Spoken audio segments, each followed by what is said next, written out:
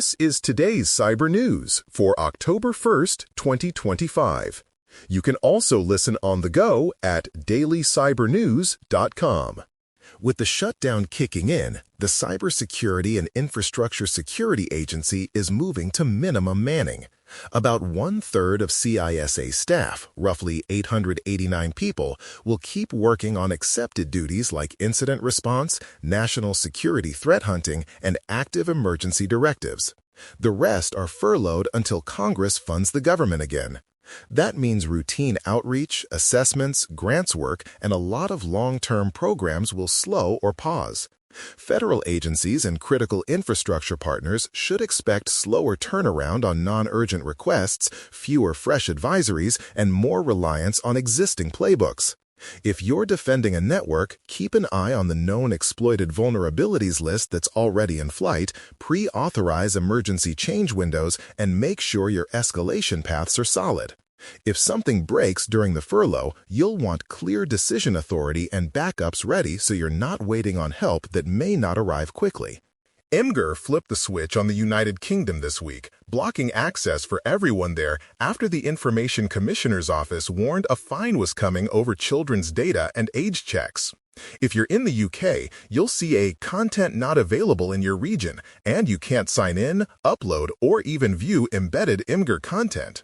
Regulators called the shutdown a commercial decision and reminded the company that quitting the market doesn't erase past violations under investigation since March. For organizations, the impact is immediate and practical. Anywhere you embedded Imgur knowledge bases, help centers, community forums, images can vanish without notice. Treat this as a resilience lesson. Inventory external media dependencies, move critical assets to controlled storage, and prepare fallbacks for third-party content so a policy fight in one country doesn't break your internal workflows worldwide. Palo Alto Network's Unit 42 described a previously unseen espionage group they're calling Phantom Taurus that quietly lived inside Microsoft Exchange environments for years using fileless tradecraft. The operators relied on custom loaders, bypassed the anti-malware scan interface and event tracing for Windows, and kept payloads in memory to avoid disk artifacts. Targets leaned diplomatic and defense with the kind of long dwell time you only get from careful operational security and patient credential theft. If you still run on-prem Exchange or hybrid mail, assume mailbox rules abuse and targeted identity theft are in play. Tighten Exchange hardening baselines, review mailbox audit logs for quiet forwarding, and hunt for odd parent-child process chains around the server. Then move your highest-value mailboxes behind stronger identity controls, including phishing-resistant multi-factor authentication and conditional access tuned for admin roles. Researchers are tracking fresh Android banking campaigns hitting Italy and Spain that lean on accessibility abuse, hidden remote control, and slick social lures to drain accounts. The setup is sadly familiar. Ads and messages lead victims to sideload helper apps that request broad permissions, quietly exfiltrate one-time passwords, and stream the screen to criminals who complete fraudulent transfers.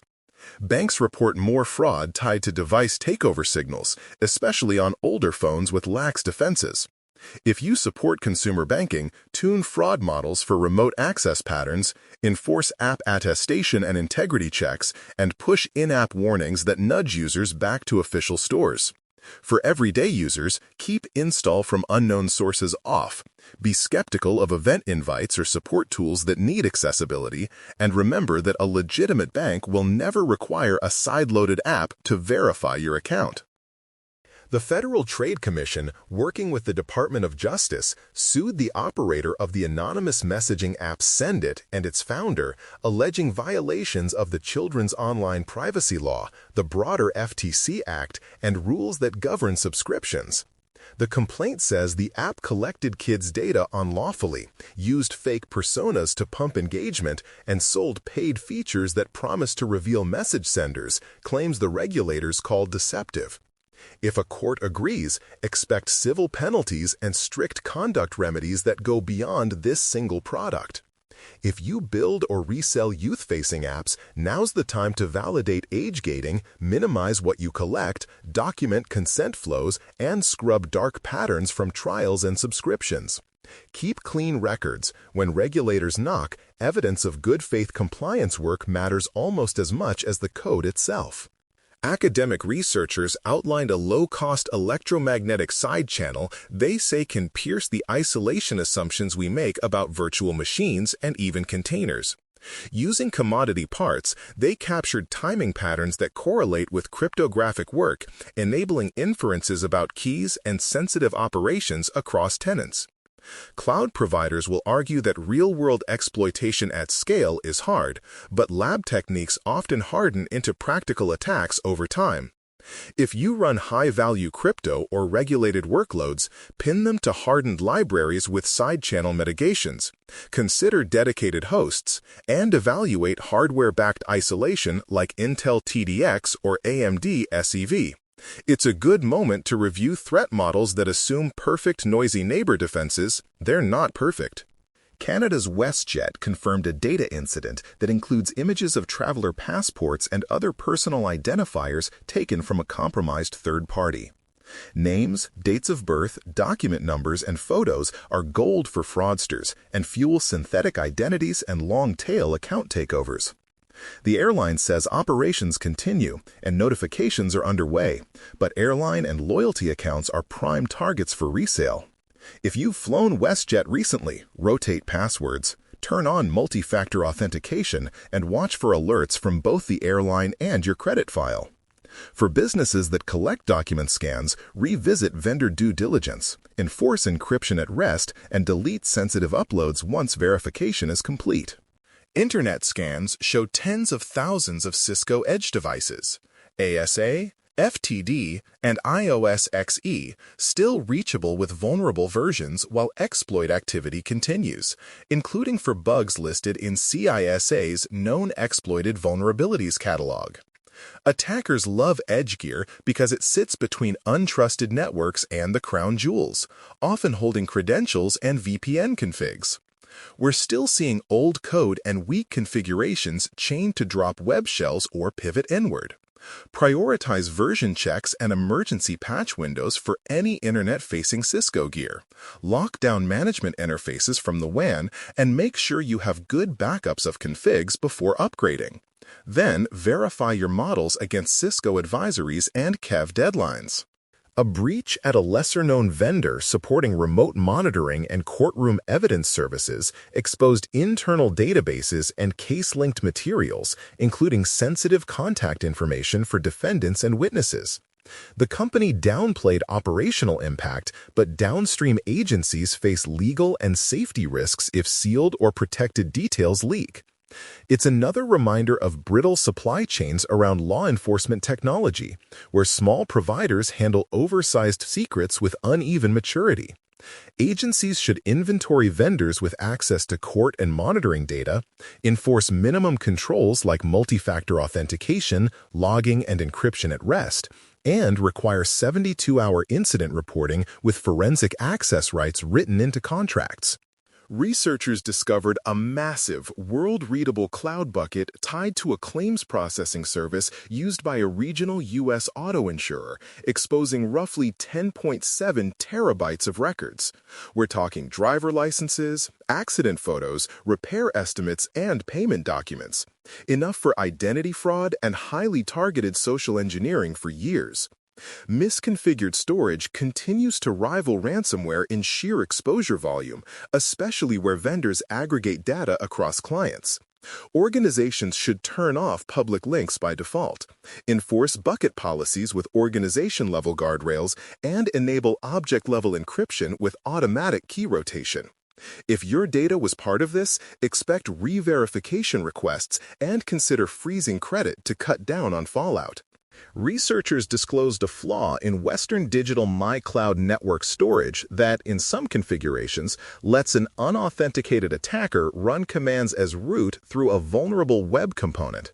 For home offices and small businesses that use these boxes for backups, a successful hit could wipe snapshots, ransom files, or quietly draft the device into a botnet.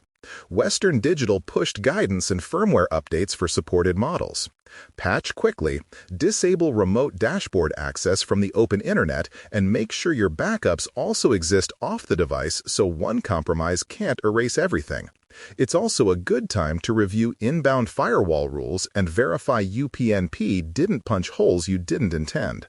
Several incident reports point to a China-nexus actor exploiting a previously unknown VMware flaw since October of last year, using it to pivot from management interfaces into guest workloads.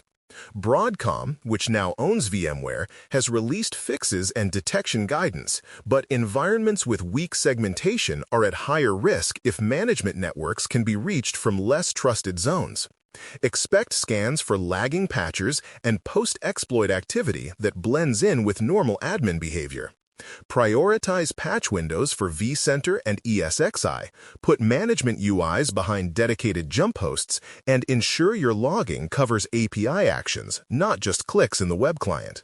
Google previewed machine learning defenses that promise earlier detection of ransomware behavior, but independent analysts say there are blind spots. If attackers throttle file changes, stage encryption, or mix in living off the land tools, they can sometimes skate under new thresholds while still doing plenty of damage. The takeaway isn't that AI is useless. It can add signal, but core controls still carry the day. Keep strong isolation paths, test restores often, and enforce least privilege on file shares. If you pilot AI-assisted detections, pair them with hard stops like canary files and deny by default rules on mass file rename operations so misfires don't become mass incidents. A newly spotlighted Linux privilege escalation bug lets local users jump to root across default configurations in multiple distributions. Early hints suggest it's showing up in targeted intrusions after an initial phish or web app foothold. Because so many appliances and containers ship lean Linux builds that don't get timely updates, this kind of bug travels well beyond traditional servers. The fix is straightforward. Update affected packages and restart impacted services, but coverage lags in bespoke images. Roll patched base images, rebuild containers, and redeploy rather than hot patching inside running pods. And don't forget to rotate any credentials that processes on those hosts could have exposed. British authorities won a conviction tied to a £5.5 billion crypto-laundering scheme, alongside one of the country's biggest Bitcoin seizures. Investigators traced flows through mixers and exchanges, then matched off-chain evidence to real-world identities, a sign of maturing financial crime tradecraft. While traditional detective work mattered, blockchain analytics and exchange know-your-customer controls helped corner suspects even years later. Expect forfeiture proceedings and continued pressure on money mule networks. If you're in financial services, revisit alerting for large, rapid movements from freshly created wallets and cross-check with device and IP-based risk signals to cut down false positives.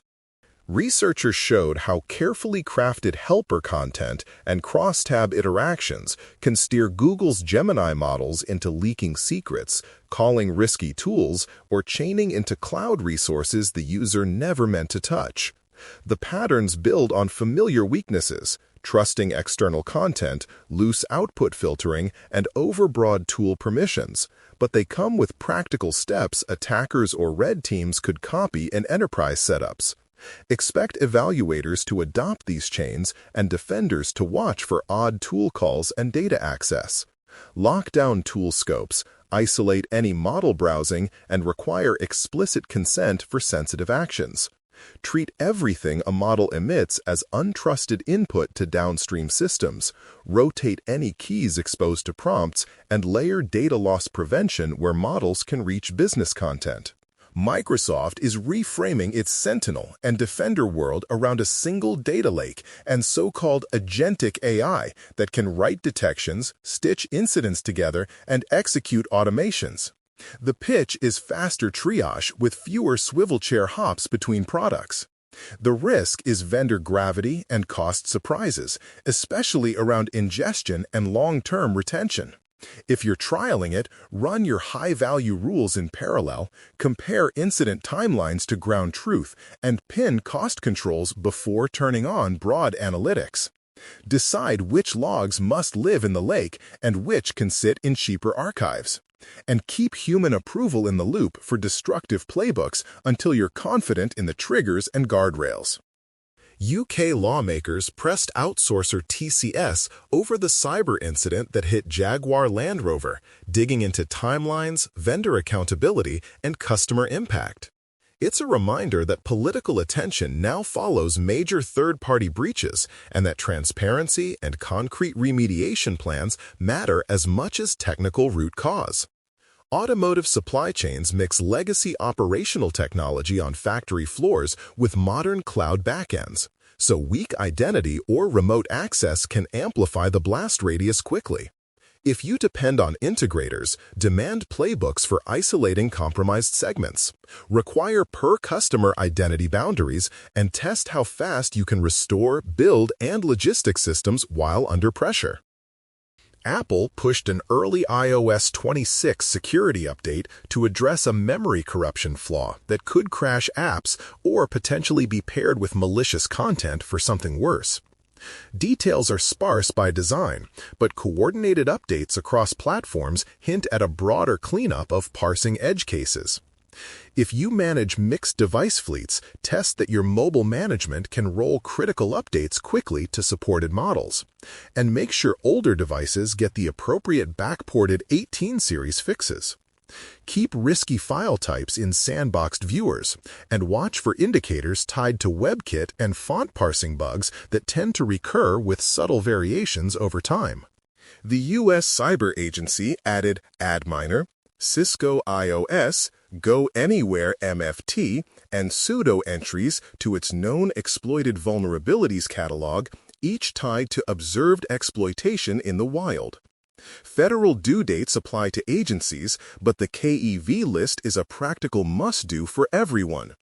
Track exposure by product and version, not just CVE counts, and align patch windows to KEV deadlines where possible. For appliances and file transfer tools, pre-stage rollback images, export configs, and rehearse upgrades so uptime fears don't delay fixes. Close with an external scan to confirm that vulnerable services are gone and that mitigations actually reached the edge. That's the Bare Metal Cyber Daily Brief for October 1st, 2025. For more, visit baremetalcyber.com and listen daily at dailycyber.news.com. Thanks for listening. We're back tomorrow.